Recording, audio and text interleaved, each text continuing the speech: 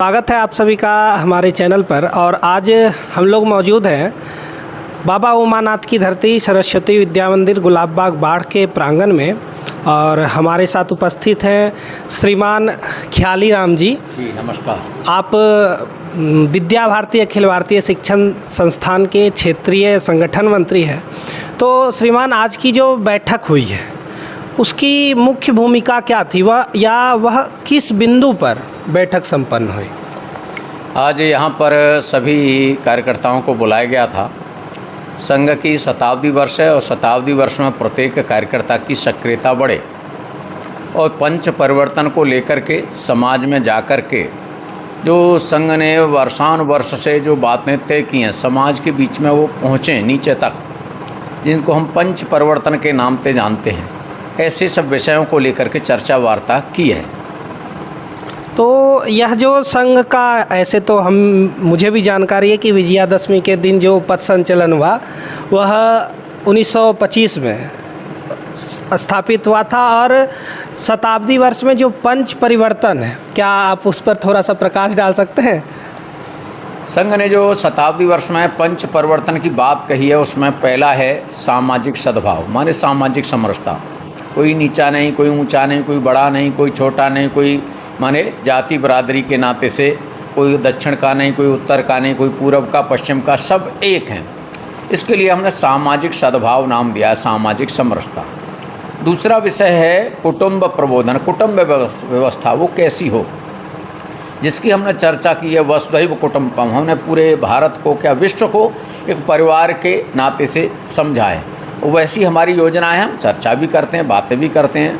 कृण्वन्तो विस्मर्यम की बातें करते हैं, सर्वभवन्तु सुखिनः की बात करते हैं। ये हमारी परिवार व्यवस्था के अंतर्गत है। तो कुटुंब व्यवस्था, ऐसी कुटुंब व्यवस्था में हमने 6 बातें ली हैं। भाषा कैसी हो, भूषा कैसा हो, भोजन कैसा हो, भजन कैसा हो, भवन कैसा हो, भ्रमण। ये 6 बातों को लेकर के परिवार व्यवस्था को मजबूत करने की बात हमने कही है। जो वर्षानुवर्ष से परिवार व्यवस्था के अंदर जो टूटन आ गई है, एकांक की जीवन जीने की जो आदत पड़ गई है, उसको मजबूत करने के लिए। तीसरा विषय स्वदेशी। तो स्वदेशी के भाव को माने अपना भारतीय जो लोकल और वोकल की बात जो चलती है उसको कैसे अपनाएं, जिससे हमारा देश सशक्त हो, मजबूत हो, आर्थिक दृष्टि से संपन्न हो। और चौथा विषय पर्यावरण। पर्यावरण प्रकृति को हम अपना माने, प्रकृति का दोहन नहीं करें, प्रकृति का पोषण करें, या प्रकृति का हम माने उसका दुरुपयोग करेंगे, माने उसका उपयोग आवश्यकता से अधिक करेंगे तो निश्चित रूप से प्रकृति नष्ट भ्रष्ट होगी और फिर उसका माने कहना चाहिए एक तरह से आपदाएं आएंगी, भिन्न भिन्न प्रकार की आजकल आती हुई दिखाई दे रही हैं। इसलिए पर्यावरण की सुरक्षा, प्रकृति की रक्षा कैसे हो, गाय को माने, गंगा को माने और माने अपने भारत को माँ के रूप में मान करके इसकी चिंता करें। और 5वां विषय हमने तय किया है स्व का बोध, माने अधिकारों की लड़ाई नहीं रही हमारे देश के अंदर कभी भी। हमारे यहाँ कर्तव्य की अनिवार्यता रही, हम कर्तव्य को माने महत्व देते हैं। मेरा दायित्व क्या है, मेरा कर्तव्य क्या है, मैं क्या कर सकता हूँ, ऐसे विषय को लेकर के हमने ये 5 बातें अपनी योजना में रखी हैं पंच परिवर्तन के नाते से, जिनको हम लोग आजकल जान रहे हैं। श्रीमान, अभी की जो एक तरह से माहौल बना हुआ है कि पाश्चात्य सभ्यता को अभी ज़्यादा अच्छे निगाह से देखा जा रहा है, और हमारी जो भारतीय संस्कृति है, और लोग अभी पाश्चात्य सभ्यता और आधुनिकता को ठीक से सामंजस्य नहीं बैठा पा रहे हैं। तो क्या आप इस पर कुछ प्रकाश डालना चाहेंगे? ये लंबे समय तक जो आदत पड़ गई होती है, पाश्चात्य संस्कृति का प्रकोप रहा, उसके कारण से हर व्यक्ति के मन में एक आ गया कि हमको केवल भोगवादी संस्कृति के अंदर जीना है, बाजार भाव समाज के अंदर आ गया। पहले ये रहता था ऋण लेना माने खराब मानते थे, आज कहते हैं ऋण लेकर के भी अगर आवश्यकताओं की पूर्ति करनी है तो करें। ये भोगवादी संस्कृति, बाजार भाव। हमारे यहाँ मितव्यता थी, हम उदारता थी समाज के लिए, मितव्यता थी अपने व्यक्तिगत जीवन में कम से कम खर्च करना। तो ये पाश्चात्य संस्कृति का प्रकोप है, इसलिए हर एक आदमी के अंदर अकेलापन, मैं कैसे सुखी रहूँ, वो कहता तो है सुखी लेकिन वो सुखी रह नहीं सकता, क्योंकि आज पाश्चात्य संस्कृति के कारण आपस में संबंध खत्म हो गए। अपने यहाँ माने परिवार व्यवस्था जैसे रहती है, मौसी है, मौसा है, चाची है, ताई है, नानी है, नाना है, बुआ है, ये रिश्ते ही ख़त्म हो गए पाश्चात्य संस्कृति में। केवल अंकल जी और आंटी जी, सब रिश्ते ख़त्म हो रहे हैं। लेकिन धीरे धीरे अब पुनः वही लौट रहे हैं। समाज में इन बातों को लेकर के लोग चलना शुरू हो। विदेशों में भी आज हमारे कथावाचक जा रहे हैं, मैं देखता हूँ, और वो कथावाचक इतना जा रहे हैं और वहाँ लोगों की मांग है। योग हमारे यहाँ का आज विदेशों में मांग है। तो धीरे धीरे पाश्चात्य संस्कृति के लोग भी अब भारतीय संस्कृति की ओर अग्रसर हो रहे हैं। हाँ, थोड़ा समय जरूर लगता है, साधना करते हैं तो परिणाम आता है। श्रीमान, विगत 75 वर्षों में, 80 वर्षों में वामपंथी धाराओं की जो सरकार थी, उसमें वर्ष 2 वर्ष के लिए कहीं ना कहीं संगठन को बैन भी किया गया।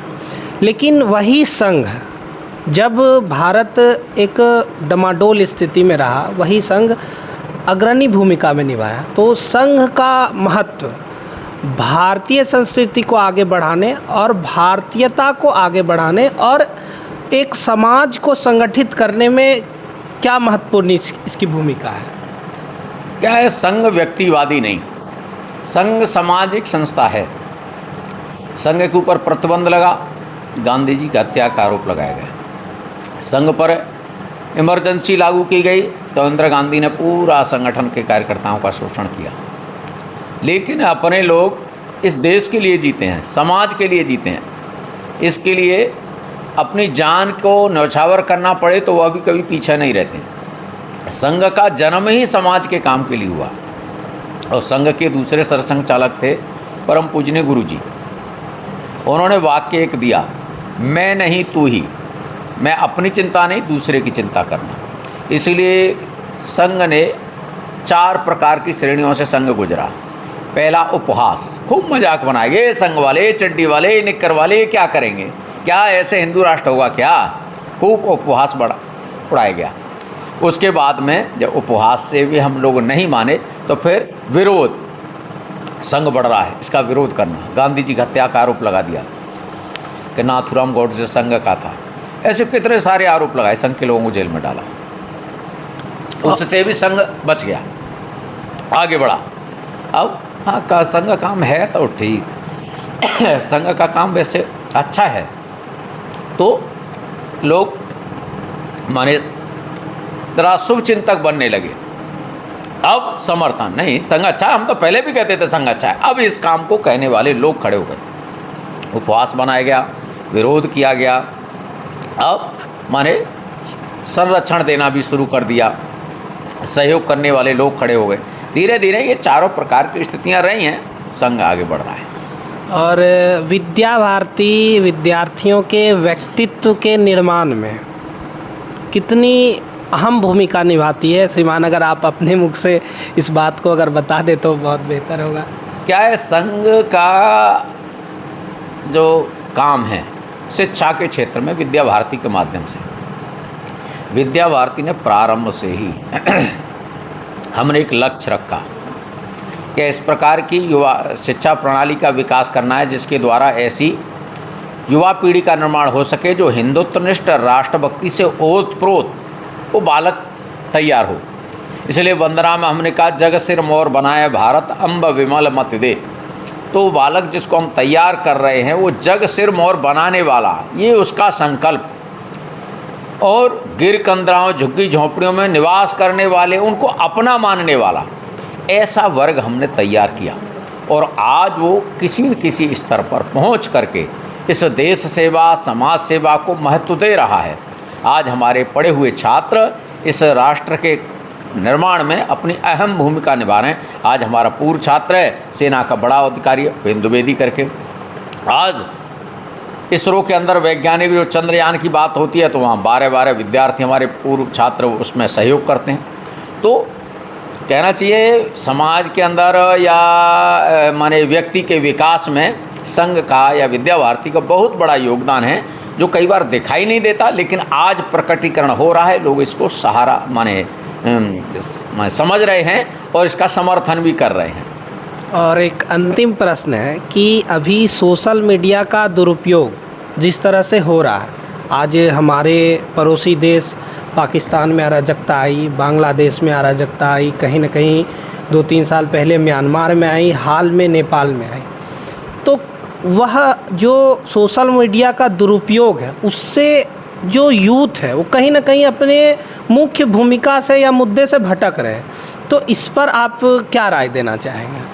देखो, जब तक समाज के अंदर राष्ट्रभक्ति का भाव नहीं रहेगा, चाहे नेपाल के अंदर हो, चाहे माने बांग्लादेश के अंदर हो, चाहे लंका के अंदर रहा, राष्ट्रभक्ति की विचारधारा व्यक्ति के मन में रहेगी तो तोड़ फोड़ नहीं करेगा, क्योंकि राष्ट्र की संपत्ति का नुकसान है। आग नहीं लगाएगा, राष्ट्र की संपत्ति का नुकसान है। हाँ ठीक है, अपनी बात मनवाने के लिए धरना देगा, प्रदर्शन करना, वो एक जायज़ है। लेकिन जिस तरह का करना कि वहाँ के दस्तावेजों को भी आग लगा देना, वहाँ की बिल्डिंगों को, इमारतों को ख़त्म कर देना, न्याय व्यवस्था को ध्वस्त कर देना, ये फिर राष्ट्रभक्त नहीं हो सकता। वो तो कोई न कोई कहना चाहिए आतंकवादी शामिल हैं उसमें, उसको घेर रहे हैं। और चाहे वो सोशल मीडिया के द्वारा हो या कैसे भी, ऐसे लोगों से अपने लोगों को बचाना, बचाने के लिए है कि उसके अंदर राष्ट्रभक्ति, इसलिए शिक्षा के साथ साथ राष्ट्रभक्ति, धर्म के साथ साथ राष्ट्रभक्ति जोड़ना ये बहुत आवश्यक है, जिसको संगठन बराबर कर रहा है। धन्यवाद, काफ़ी अच्छा लगा आपसे बात करके।